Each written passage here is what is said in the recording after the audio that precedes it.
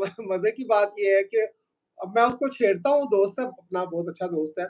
वो प्याज़ खा रहा था तो उसने तस्वीर खींच के फ़ौरन से मुझे सेंड की कि ये देखो होटल पे बैठे हो, उन्होंने स्पेशली मुझे आके प्याज़ दिए हैं। तो मैंने कहा शायद चेहरे से ही पता लग जाता है कि जो है वो आप कराएँगे। हेलो श्रीता जी, कैसी हैं आप? राज कह रहे हैं जी श्रीता कहाँ है अभी? श्रीता आपके सामने है, श्रीता जी आप कह रही हैं वो आपके सामने।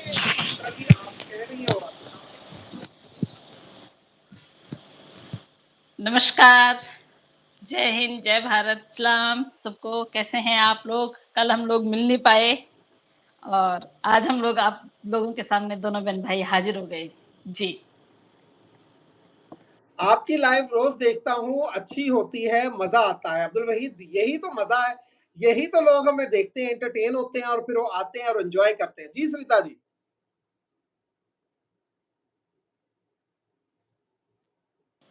आज तो मेरे पास कुछ भी नहीं है, आज तो मेरे पास सब ऐसा है जिससे मूड खराब होने वाला है। आज मेरे पास कुछ नहीं है। है अब ना? इसके बारे में बात करने का मन नहीं करता है। इसलिए नहीं करता है क्योंकि आजकल पता है आपको सोशल मीडिया पे बस यही चल रहा है कि इसको गाली दो, उसको गाली दो, इसको वो करो, वो करो। और मैं बिल्कुल इस चीज़ से दूर रहना चाहती हूँ, इसलिए रहना चाहती हूँ क्योंकि अब मेरी जो लिमिट है ना वो खत्म हो गई है। मैं पिछले 1 साल, 1.5 साल से गाली खा रही हूँ और अब मेरी बिल्कुल भी हिम्मत नहीं, एक भी गाली एक्स्ट्रा खाने की, मुझे डाइजेस्ट नहीं होगी। मुझे मुझे डाइजेस्ट नहीं होगी। तो सही बात बिल्कुल भी नहीं चाहती हूँ मैं कि मैं इन गालियों में वो करूँ और ना ही मैं किसी के खिलाफ बोलूँगी। हाँ, एक बार और क्लियर करना चाहूँगी। इसी लाइव में किसी ने नीचे लिखा था, तो प्लीज़ पहले ना सही पढ़ें।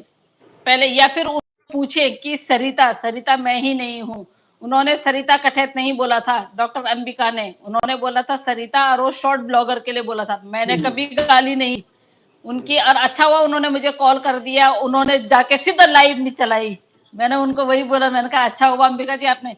तो देखो, जब भी आप किसी के बारे में सुनते हैं, जैसे हम हलीमा, स्वागत है आपका। तो जैसे हम भी सुनते हैं तो भाई मैं तो कभी नहीं बोलती हूँ कि फलाने ने ये बोला, लाने ने ये बोला। जिसने बोला जो सुन लेगा सुन लेगा।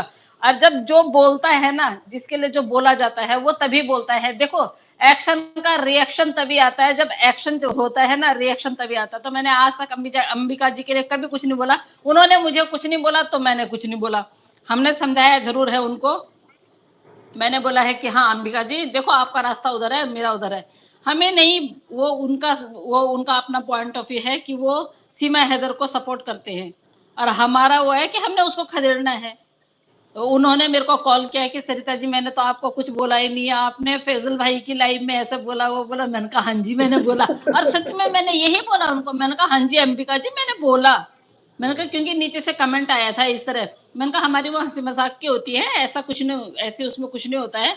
बट हाँ, किसी ने नीचे से लिखा कि सरिता दीदी आपके लिए ऐसे बोला, ये बोला था कि सरिता कठैत। मैंने कहा हाँ, मैंने ये तो नहीं देखा था। बोला नहीं, मैंने आपके लिए नहीं बोला और मैं आपके लिए बोल भी नहीं सकती हूँ। जो बंदी 1 साल, 1.5 साल से गाली खा रही है, उसने गाली का जवाब गाली में नहीं दिया है और मेरे को कैसे बोलेगी। मैंने कहा नहीं, हमने आपको उस दिन, मैंने कहा उनके चैनल पे बोला था कि भाई देखो, आपका अपना रास्ता है, हमारा अपना रास्ता है। सही बात। रफीका बेगम, स्वागत है आपका। कैसी हैं आप? तो चलिए करिए, शुरू करिए, कहाँ से शुरू करना है? देखिए जी, हमारा मैं यहाँ पर कुछ बात करना हेलो चाहूँगा। मूनलाइट जी।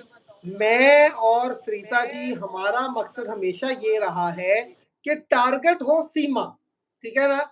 या फिर यस, हमारा टारगेट ये है। आपको ये जान के बड़ी खुशी होगी कि मैंने कैश भाई को भी सिखा दिया। कैश भाई तो यूं बोल रहे थे ना, वो ऐसे चौड़े मुंह वाली। मैंने कहा नो, वो 64 दांतों वाली। यार कैश भाई भी अब ऐसे बोलते हैं, पता है आपको? अब देखिए जी, कैश भाई को चुपके से बोलूंगी कि वो आपके पाकिस्तान की भाभी बनने वाली है। और और कौन पसंद करता है, ये भी कैश भाई को बोलने वाली हूँ मैं। सच में आज भी वो यूं ही कर रहे थे और